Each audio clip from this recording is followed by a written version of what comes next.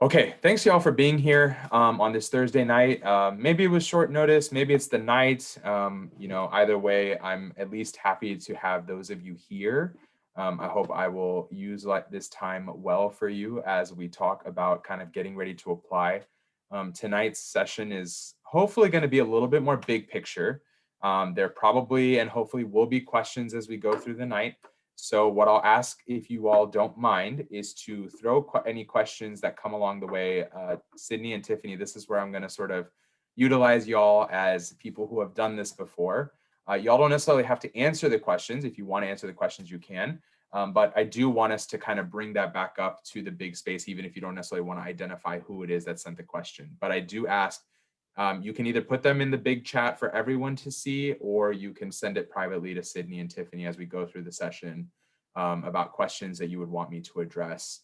And I think the other side of this is there's also going to be a part 2 and a part 3 to this workshop series. So there might be some things that I allude to tonight that I might not necessarily go into a lot of detail for, and that's a little bit intentional, because I'm also a big believer in that you have to take this step by step. And in fact, in a lot of ways, that's what we're going to do tonight. Not only am I going to the agenda for tonight is a little bit of an overview of what to expect over the next 4 months, especially for the 4 of you that are juniors in the room and intending to apply this cycle. I'm going to, kind of give you some big picture things to be thinking about over the next 4 months, and then even beyond those 4 months. And then we're going to kind of focus in on actually trying to make a plan for those months. You're going to make an individual action plan that will help you be ready for the next 4 months and ready to go when the application season begins. So without further ado, let me go ahead and get started and turn on my beautiful animations. All right, so here's what this kind of comes down to. So we're going to kind of walk through effectively the next 18 months here for just a second, right? And I'm actually going to sort of start at the bottom of the slide. The goal that we are all trying to make happen is to go to dental school, right? So somewhere between July and August of 2022, the intention is to go to dental school, and we're actually going to effectively work backwards from there, right? So what happens for us to make that happen? So interviews are kind of the second step, along the way in the process, and those will happen both in the fall semester. That's when the majority of interviews happen, and then there are some in the spring semester, as you see on the slide in front of you. And there are some acceptances that are happening that begin in December, and then it turns into sort of a rolling process after that. And where does this all kind of begin? We've already walked our way all the way back to June 2021. That's the big time frame that we are basically getting ready for. So these sessions and things that we will do through the composite letter process, I know that the 4 of you who are intending to apply are part of that already. So I'm glad that that is the case tonight. So I don't really have to kind of talk about what if you're not in the composite letter process, how does this work scenario? So I get to skip that part of my program tonight. But really, the goal is to be ready to go by June 2021. Do we know exactly when? No, not yet. In usual times, or let me rephrase it as in pre-COVID times, the application process would usually begin in June 2021. You would usually be able to submit your application on June 1st itself. About 2 to 3 years ago, I think it was actually, now it's 3 years ago in 2018, ADSAS began what's called a soft opening. So a soft opening now starts in May. And what that means is that you can open your application and begin to work on it. So for those of you that are intending to apply, you've probably heard me say this before in an individual advising appointment, because I know I've had one with each of you. If you can apply by the very first day or its whereabouts, right, within the first couple of days, don't bother, right? So the goal is to be ready to go by June 1st, or whatever day that ADSAS decides this year is the first day that you can submit your application. And the reason you'll be ready to go is because you'll utilize the 2 to 4 weeks you will have in May prior to it being open for submission to actually start to fill in the application. And something that I kind of especially walked last year's group through is first and foremost, your priority in filling out the application is get all of the sort of primary start part of the ADSAS done. So that's your demographic information, your personal statement, your coursework, your experiences, and your school selection. Then within the majority of schools now have what they call secondary or supplementary applications. And most of these now are hosted within the AdSats application themselves. So as you select those schools, it opens up a new part of the application for you to fill out the supplementary portion of their application. So if you are thinking about applying to University of Florida, theirs will show up there. If you're thinking about applying to Dental College of Georgia, and so on and so forth. So whatever schools they are, they may open up in the AdSats portal itself. You don't necessarily need to finish those to submit your application initially. So you can actually take some time to work on it if you really want to. After, you should basically complete at least one program to thoroughness by as soon as possible by early June, because there's a lot of waiting around in this process, right? We just walked through 18 months of life in about 3 minutes, right? There's a lot of waiting around in this process. So what will happen is you need to submit your application as early as possible in June. Start working on those school secondaries, as it mentions in the slide, if they're not already completed upon submission. And you want to try to be done with all of these things, if possible, ideally by the end of June, because then by the time you get to July, that's when I didn't put it on the side here, but that's when you're going to do your interview prep. You're going to start preparing for interviews before you ever show up to them. Because then when you hear back from schools in interview season beginning in August, you are ready to go, right? Interviewing is a skill. Interviewing is an ability to present yourself. So it's something that you don't necessarily need to wait to know what the questions are. There are no right answers. It's about presenting yourself, presenting your story, and getting to that place. So what we're going to do next here is to talk about what do you need to do to be ready for this moment in May. So when AdSats opens, for you to be able to start filling it out and getting it done. So that way, when June comes around, all you're doing is logging on, giving it one final look over. At that point, hopefully that's your fourth time reading over your materials or your fifth time reading over your materials, so that you can hit submit and then start either working on secondaries if you're not done with them already, or honestly, taking a small little break before you get back on the grind towards interview prep. And as you can also tell, we will talk a little bit about this later on. There's a lot of waiting around. Sydney and Tiffany can tell you all about that. There's a lot of waiting around. Okay. I love you all, but I'm not a trained therapist, and therefore I can't be your therapist. Okay. I need you all to find healthy outlets and ways to utilize this waiting time in the season that you will have to wait around in other ways. So I'll get into some of that a little bit more later on. But Sydney and Tiffany, before I keep blabbing on, has anybody sent you all any questions yet? Is there something I should stop and clarify? Is there something that you'd like to add to this, especially my focus right now being this whole May, June prior to interview season concept? Anything that y'all would like to add, touch upon, clarify? Yes, so I actually was just responding to a question in the chat. And so there was a question about whether you automatically get secondaries from all the schools you apply to. And this was like a really confusing concept for me at first. And so I honestly started calling them supplementals because there's a lot of jargon, secondaries versus supplementals, and it gets really confusing when you compare it to your pre-med friends too.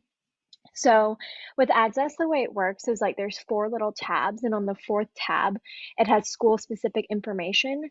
And not all schools will have a tab in there, but the ones that have a tab, like maybe NYU has why you want to go to NYU, and that's kind of considered their supplemental. And so you don't necessarily have to you won't be invited to do that. It's not like some sort of checkpoint that you have to pass saying, okay, your application's good now. They want everybody to fill it out. And so that is what Anil was talking about. You need to fill out at least one of those in the beginning and kind of work on them progressively if that's how you choose to do it. But then there's also a lot of extra fees that you have to pay on top of AdSats, which sucks.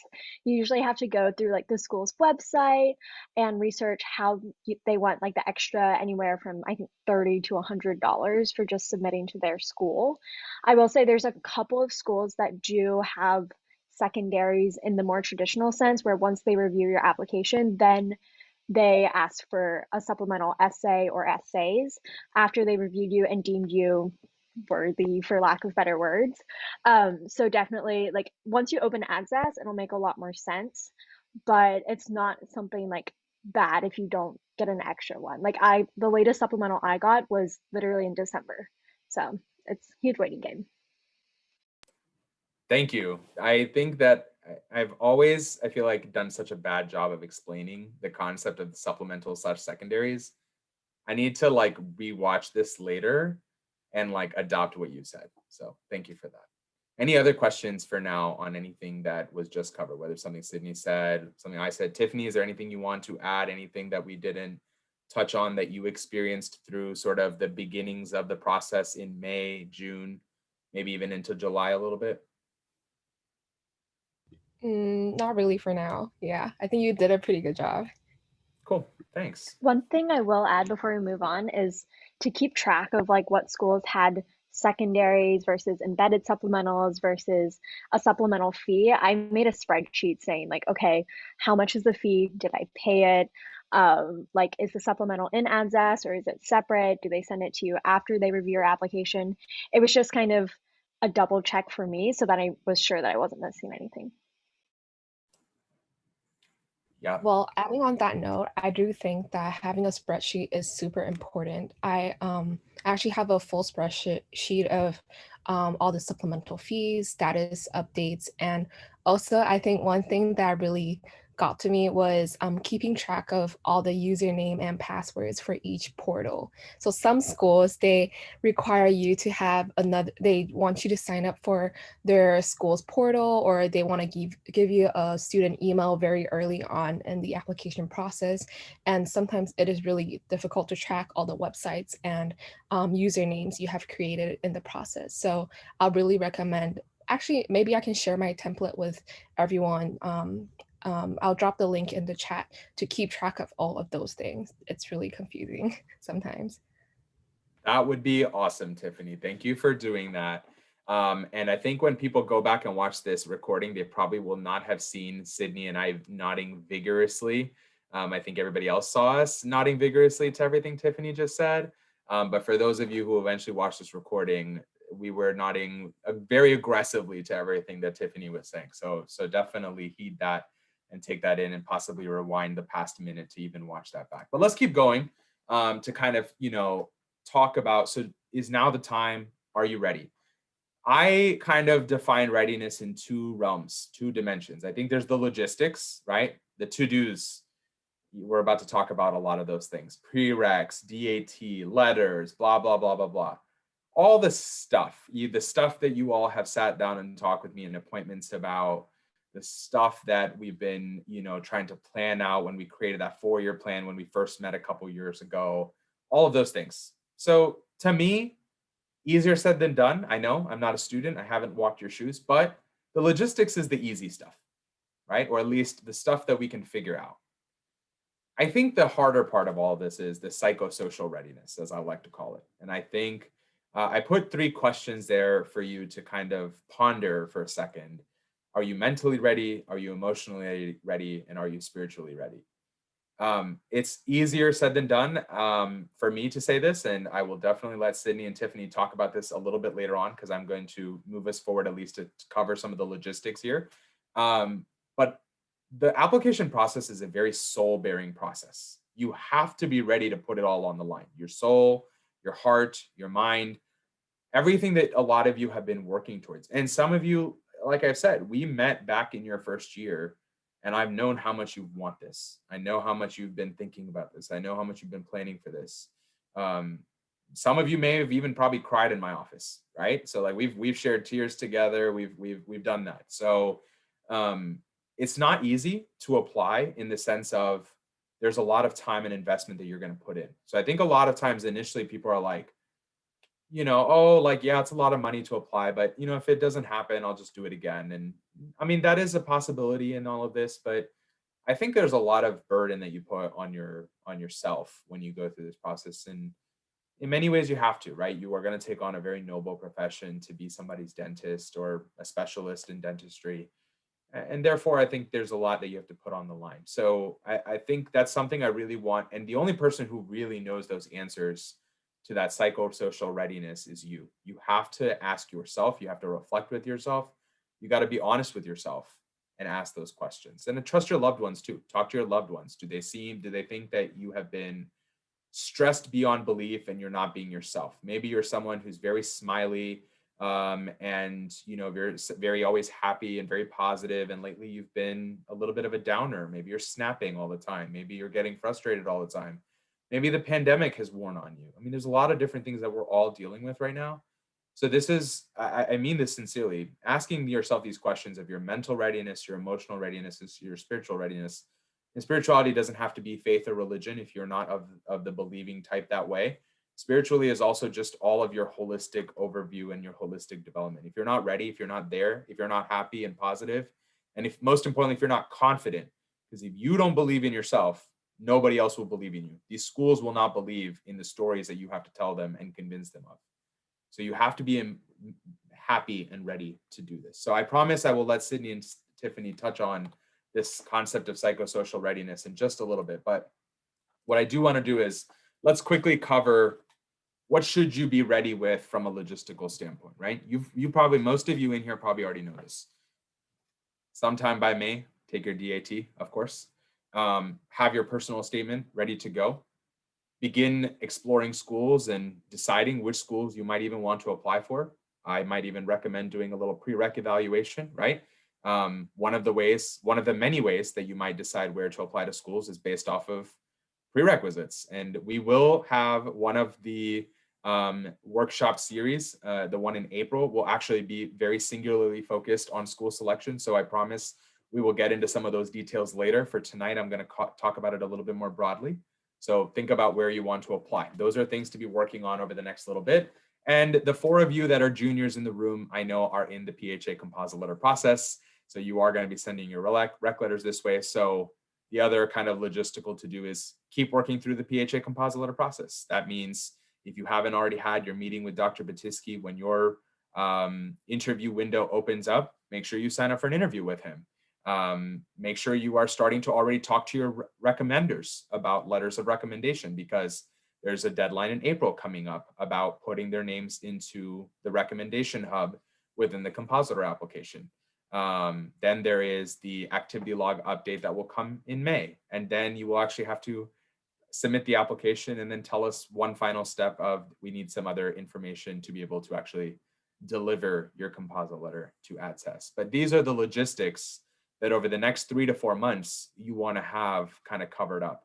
And as you notice, I put the follow bullet point as finishing up the PHA composite letter process, but the PHA composite letter process is taking care of 2 of these big bullet points, right? You just had to turn in a personal statement draft, and you're already working towards getting letters of recommendation. So there is a method to the madness in preparing you for all of this.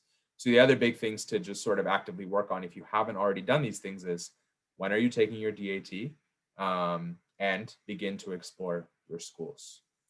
Sydney, Tiffany, did I miss anything that are sort of some big logistical to-dos over the course of your, think back to spring 2020 before COVID effed up all of our lives, but any big things that I missed?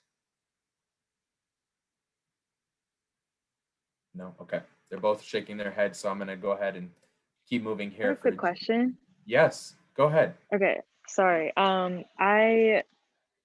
I'm sure that it's like different for everybody, but like, how do you start deciding like, or what's like a regular number of schools to apply to, I guess?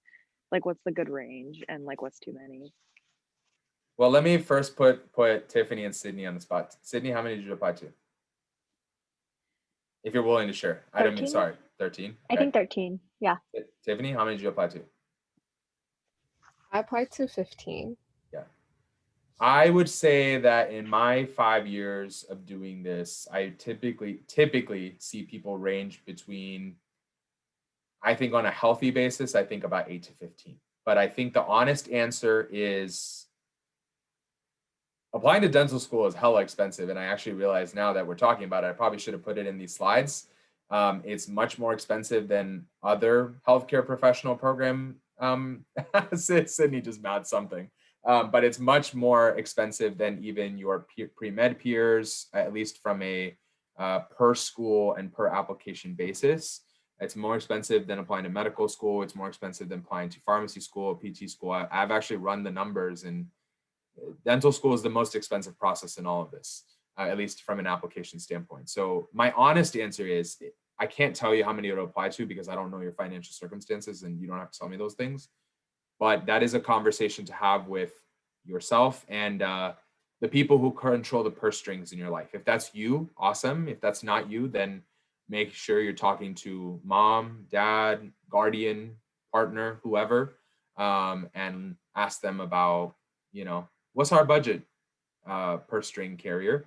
And the other thing that we don't really know about, and I think this I don't want to put Sydney and Tiffany again on the spot. If you are willing to talk about it, you can. Something that happened across the entire cycle, across all healthcare professional programs, definitely happened in dentistry is there was an increase in the number of schools each applicant applied to.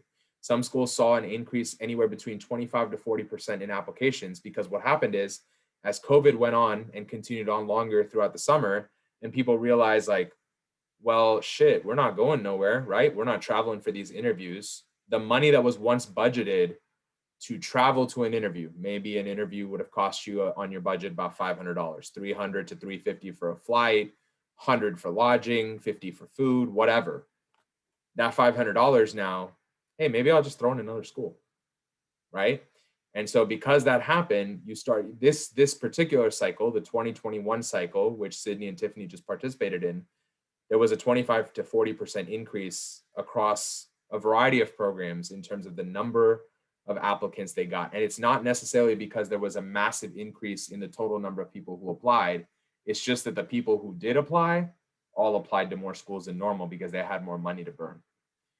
We don't know what's going to happen for now. I mean, if the news of today with the Biden administration securing an additional 200 million vaccine doses is true, and they claim that they can vaccinate 300 million people in the country by July, then maybe there is actually going to be in-person interviews by August or September. I wouldn't even be surprised to see some schools do what they did this year, which was wait to start their interview cycles in September so that they could accommodate in-person experiences. I don't think anybody really enjoyed, from the people that I've been talking to at the dental admission level, I don't think anybody really enjoyed the virtual interview platform. But Sydney, Tiffany, anything you would want to add there? Did you choose to add more schools because of realizing everything was going to be virtual? Did you enjoy your virtual interviewing experience? We're going to get to interviews, y'all. That's going to be for another session as well. So I'm not going to go into a ton of detail about it tonight. But since we're on the topic, Sid, since you unmuted yourself, you go first. I think that because of the time that I was making my school list, not a lot of the schools had like officially announced that everything was going to be virtual. They kind of slowly trickled in by August. And by then I'd already sent off my applications. And so I was pretty set on my list. So I didn't personally experience that.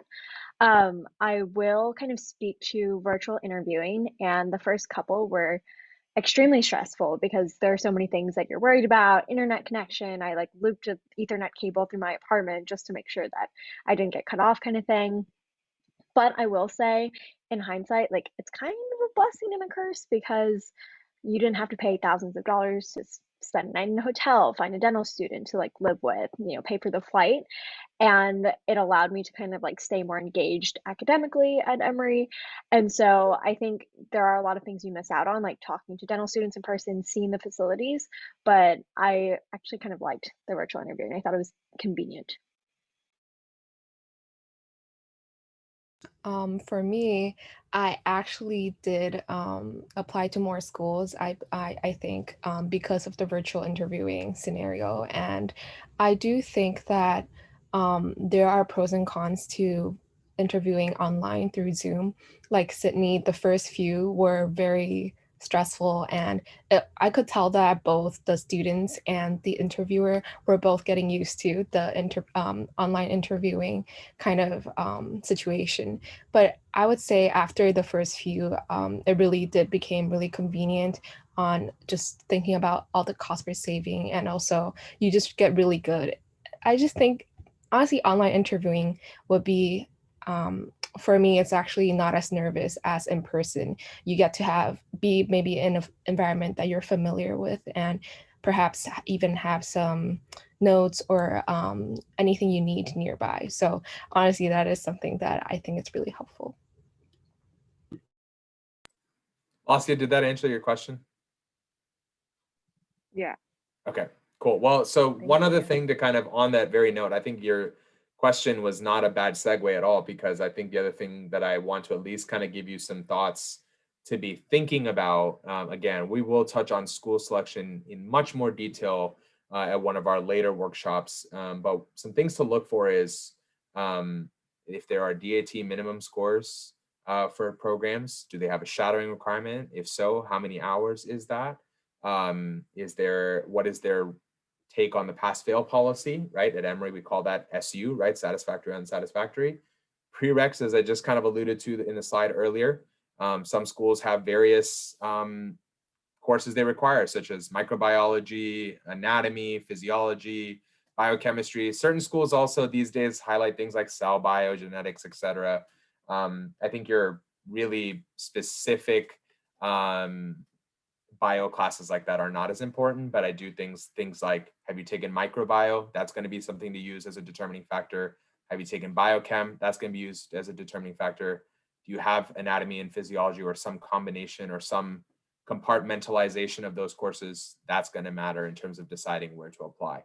And then finally, what is their policy on AP or IB, or CC stands for community college credits? If you took anything at a community college, do they have any, sort of thoughts about that? So those are just some things to be thinking about as you begin to look for schools. So what I do want to do here is actually go ahead and take a quick moment. I'm going to put you all in some breakout rooms in just a second. I know you all do breakout rooms all day, every day in classes.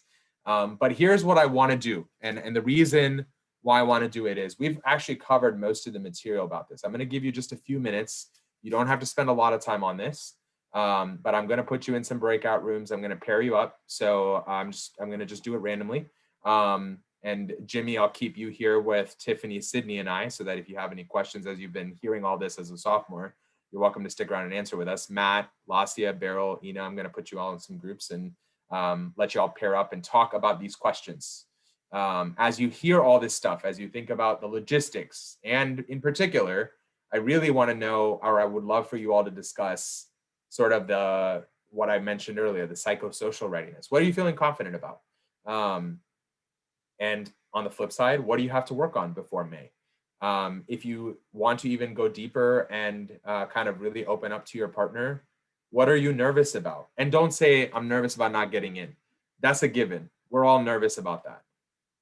Give each other more than being nervous about getting in or not getting in, right? So try to reflect more about some of what we talked about in terms of those readiness pieces. So let me go ahead and take a moment. But while I do make those breakout rooms randomly, Sydney, Tiffany, anything you all want to add here about some good things to be reflecting about when it comes to that psychosocial readiness? And this is where I do want to turn to you all about whether what I was saying was crazy or not.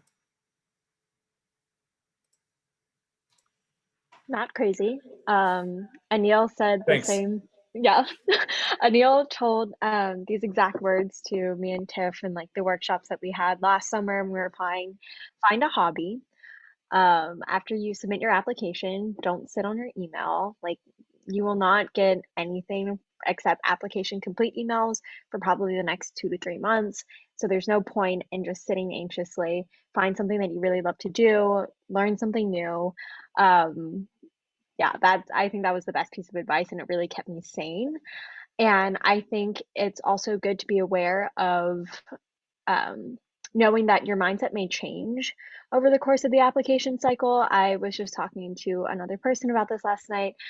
There are so many times where I've had my heart set on one school, and then I love this school, and then I want to do this in my career. And so I think it's definitely something that needs to be normalized a little bit more, and knowing that your career trajectory can kind of change as you start talking about it more out loud in your interviews. And that's something that you should kind of go in knowing from the get-go, in my opinion. Yeah, I think Cindy put it really great. Having a hobby and just keeping yourself busy throughout the fall semester is super important after you submit your applications, just to stay mentally healthy and calm about all this whole situation.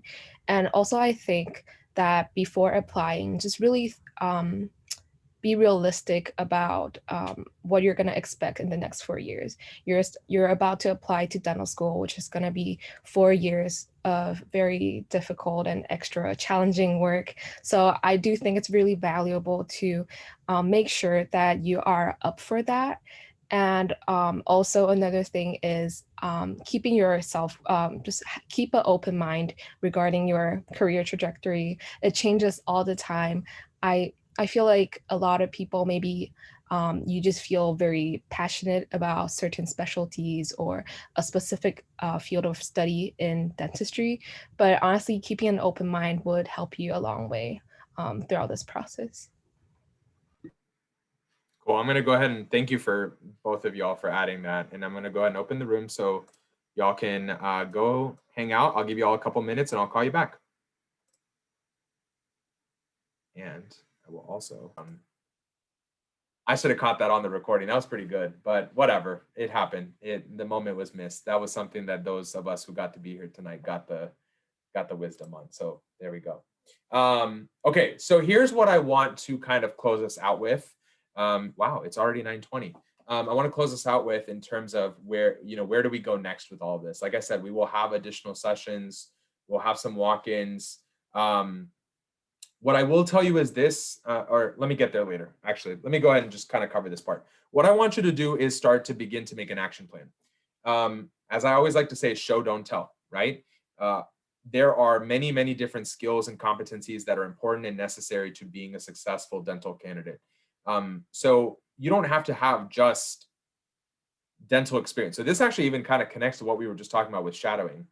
You don't have to have shadowing to be a successful candidate, especially because a lot of schools have waived their dental hour requirement amid the pandemic. So instead, you should have hands-on care. I was just kind of alluding to that earlier with Jimmy when y'all were in the breakout rooms, is your skills don't always have to be dental related. What things have you tried to do in the pandemic? Maybe you've taken on a new talent, a new skill where you're using your hands. This is a profession where you are always using your hands. So what do you do to show your hands-on care? Maybe that's dental related, but maybe that's sewing. Maybe that's painting. Maybe that's coloring. Maybe that's something else, right? What are your interpersonal relationship skills? Some of you have been getting that through your involvement in this club, in your committees, in a leadership role, whatever. But think about all the different things that you have going on where you have to work with others. And that's another thing, is even if you're not getting shadowing or dental related experience, how are you working on your interpersonal relational skills, right? Especially Matt and I have talked about this in sort of individual appointments, and I'll put our business out there here. Like, we've talked about how Matt has been in Connecticut for so long that he's like, I might not even know how to talk to people anymore, right? And so, but in all seriousness, that's not true. Matt knows how to talk to people, but in all seriousness, the interpersonal relationship skills and how you communicate effectively, how you share yourself with others, very, very important, not just for interviewing, but because this is your profession long-term.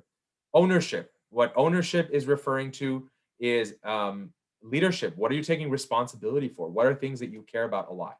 Technology, especially now amid the pandemic, we've all had to become very proficient with technology, but it's not just our computers and Microsoft Word and Excel and doing our homework assignments. Technology is a huge piece of the dental profession, right? What types of technological advancements are happening in the field? What kind of tools are dentists using? What kind of machines are they using to optimize patient care? That's what technology is about. How do you know these things? How do you understand these things? Community service. I think, as I always say, everyone says they want to help people. Don't tell it, do it. And interdisciplinary care. Do you have an understanding of this profession? Can you speak the language?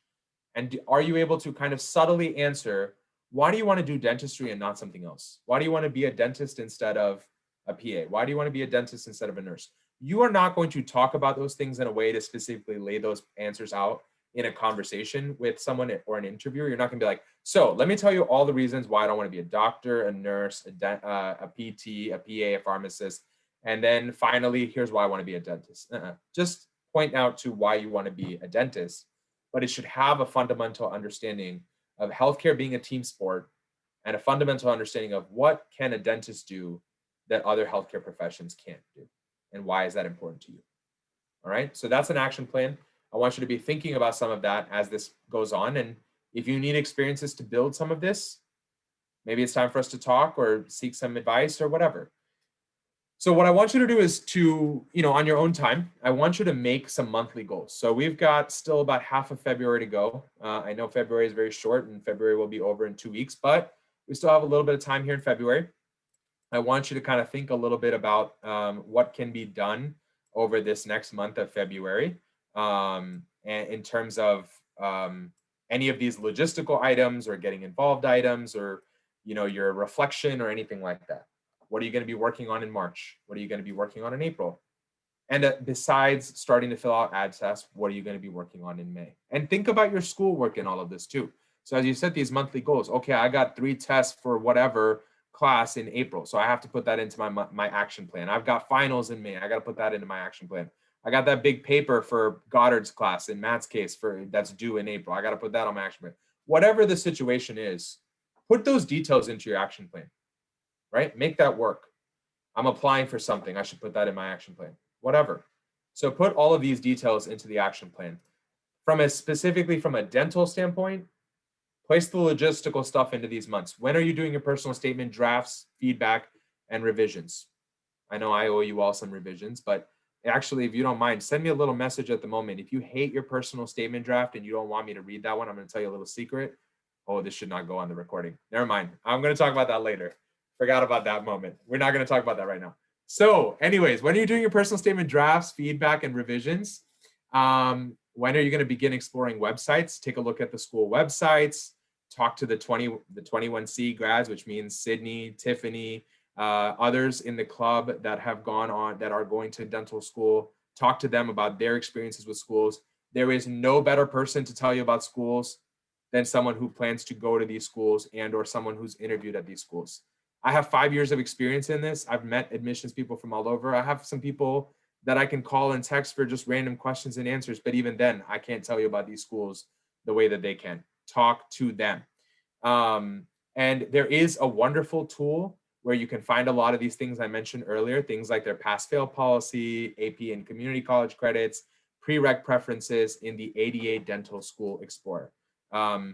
If you even want to split the, the cost of it with a friend in here, not a bad idea, right? But I encourage you to actually get it. I do think it's a pretty helpful tool. When are you asking for rec letters? AKA now. Do not wait, by the way, for those of you in here right now, those of you in the compositor process, there is no reason to wait. Some of your professors might not get back to you for weeks. So you cannot afford to wait until April to ask them. Ask them now. And be sure to establish a protocol for following up with them. Everybody's different. Do they want to know? Do they want reminders? Do they not want reminders? How do they want you to be in touch with them? Things of that nature, okay? The DAT, a lot of you just talked about that, studying and taking it. When is that working into the action plan here? Sounds like everybody's already got that planned out. So build that into the monthly action plan. And then finally, the PHA compositor deadlines, right? April being the deadline for your, the names being in the compositor application for letters, May being the activity log update, and depending on what group you got randomly placed into for your Dr. Batisky meeting, whatever the deadline is for that, right? Work those things into the action plan. And like I said, we do have a couple more sessions that we will do. But something I want you to do is, I think sometimes we focus so much on, and we've kind of done it even ourselves tonight. Oh, I don't have enough shadowing. I don't have this. I didn't get to do this. But let's take it back a different way. What have you gotten to do? What have you gotten to learn? What are you proud of? What lessons, skills? If we even go back to, we'll go back a couple slides here for just a second, right? Hands-on care, interpersonal skills, ownership, leadership, technology, service, care, understanding of the field, speaking the dental language. How have you learned those things? How do you know those things about yourself? How have you established those things? What experiences have taught you that? I want you to reflect about that, especially when we have one of our next sessions. I want to talk about that. Or even if we have an individual advising appointment, I want us to talk about that in that. So I'm giving you a little homework. I know you have plenty of stuff to do. Your classes have kept you busy. The asynchronous world keeps us busy, but I want you to be thinking about that. So as always, if you have questions, comments, concerns, email me. That's the best way to get a hold of me. Book an appointment with me. If you are in my section of the alphabet, go to the PHA website. For example, I've always put up my appointments on Fridays, and I'm putting up the appointments for February 22nd through the 26th tomorrow. So if you need to get something with me, check tomorrow afternoon. They'll be up there on the PHA website, prehealth.emory.edu. Or if you're not in my section of the alphabet and it directs you to my colleagues, which actually is basically everybody but Matt, that means it'll take you to Kim or Hugh's page. Just email me and we'll set something up via email. Any last questions? And then I will turn off the recording so that I can share with you what I was going to say earlier when I almost put my foot in my mouth. Lasia. Okay, sorry. I have so many questions. Okay, but my like one question I wanted to ask was so like the personal statement, do they want to get an idea of who you are more, or do they want to know why dental more? Like I don't really understand like what we're supposed to be prioritizing in this essay, because like I thought initially that it was who are you as a person, but then I realized that I was just talking about dental at the end and they want to know so much more about like why dental. It's a balance of both. To answer your question, it's a balance of both. It needs to be why dental and why you. Right? I think a lot of times in personal statements, sometimes the personal statement can really turn into too much of here's my resume in a narrative format, or it can turn into here's what happened to somebody I know and that's why it made me want to be a dentist or a doctor or whatever. So that's why it's the answer to your question is it's both. And we are going to dive into that further because that is very much the next session. The next session is personal statement / telling your story. So I think we will have some good exercises to help with that and get a little bit more into detail. So, you know, that's in 2 weeks from now. If we need to find a different time because Thursday nights are not good, then we can do that. But otherwise, the plan is to still stick with it for now in 2 weeks time and for us to kind of break that down together and do some exercises that will help you find a nice balance. And you're going to get feedback on your personal statement draft. And I will talk about that in just a little bit. Any other questions from anybody about anything we've covered tonight? Obviously, like I said, there's other stuff that obviously we're going to cover over the course of these remaining sessions. No? Okay, cool. Then what I'm going to do is let me do first this,